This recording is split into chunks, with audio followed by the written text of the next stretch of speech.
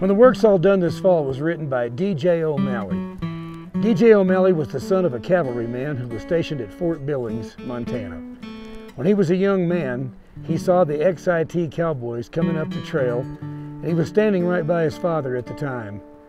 His father turned to him and said, "Son, those are the cowboys that came all the way up from Texas from the XIT outfit to get good grass on this Montana range for the summer."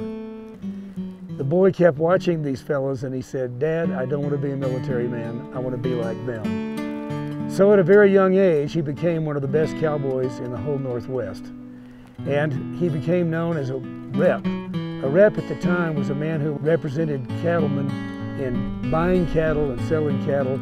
However, he was involved in a lot of trail drives. And this song, When the Work's All Done This Fall, was written about a phenomenon that is very little understood today, because we don't drive thousands and thousands of cattle anymore long distances. The greatest danger to 19th century trail drovers wasn't rustlers and it wasn't Indian attacks like you see in the Hollywood movies. The greatest danger was the weather. Thousands of cattle running in the middle of the night scared by lightning and storm and tornado is really a terrifying prospect, and it could wipe out a very valuable herd to a cattleman. What happened in the middle of the night? How did they deal with it? Well, usually they knew that the storm was coming just from wind coming up and stuff like that. But what happened was one cowboy would usually volunteer to get out in front of the herd, take out his 6-gun, and drop the lead steer. No trail drive could really happen without a lead steer that all these thousands of cattle followed. It was a valuable animal. So after they became accustomed to following this steer, if they were running and panicking, they were still following that steer. A cowboy could get in front, drop that lead steer to the ground, and hopefully those cattle would follow him. Well, that's in a perfect world. In that perfect world, they would spiral into themselves and it would slow down the stampede. This would call getting the cattle milling again. But it's not a perfect world. Many times that cowboy would lose his life. So it was something that really moved 19th century cowboys to know that somebody gave their life for the outfit. In the 19th century, loyalty was an extremely important thing to Victorian people. And you did your duty, you got out there and did it. Something that we've lost today. You appreciated the fact that you had a job from an employer and you were willing to give your life. If the cowboy lost his life, of course, there'd be a burial out on the range. They had no way to take people back. And usually just a small injury could cause somebody to lose their life. If an infection developed in a wound or anything like that, there was no real doctor, except sometimes the man who ran the chuck wagon had a little bit of medicine, but you didn't take along an EMT in those days. In this song, a cowboy volunteers, loses his life, and they're reflecting on this throughout the song. Of course, D.J. O'Malley was an Irishman, and he had grown up around the traditional music of his people, so it was only natural just to take a melody that seemed to work with the rhythm of the lyric or the poem that he wrote and set that to a traditional melody. This was done a lot in cowboy music, and we'll be talking about that in these other segments that we do.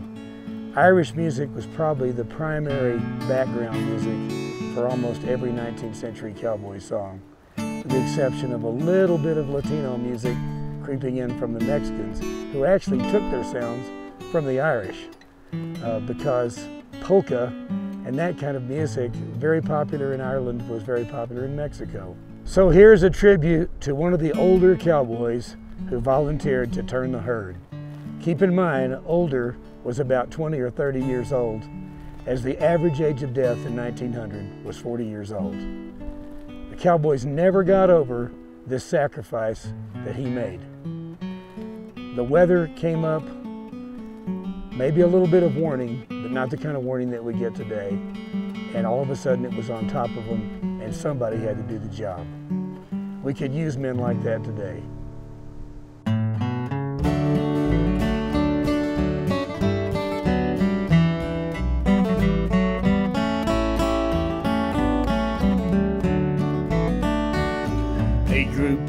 jolly cowboys discussing plans at ease.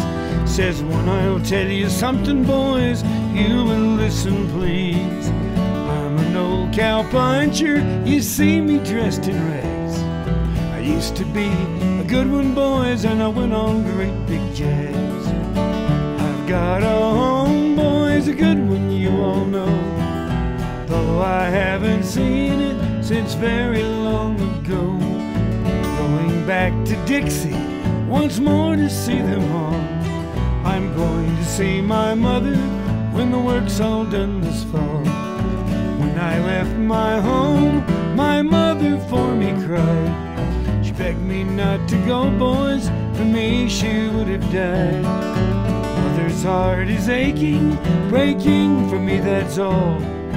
With God's help I'll see her when the work's all done this fall.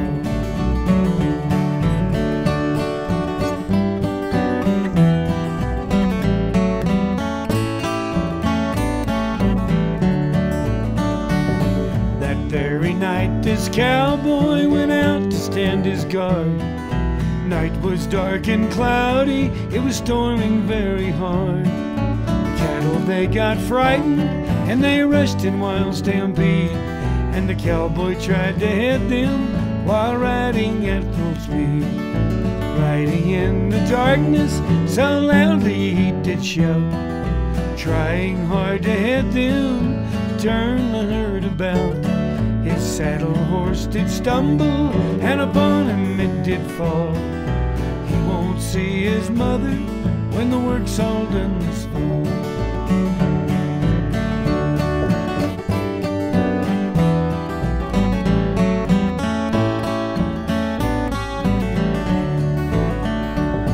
His body was so mangled, the boys all thought him dead. They picked him up so gently, they laid him on a bed.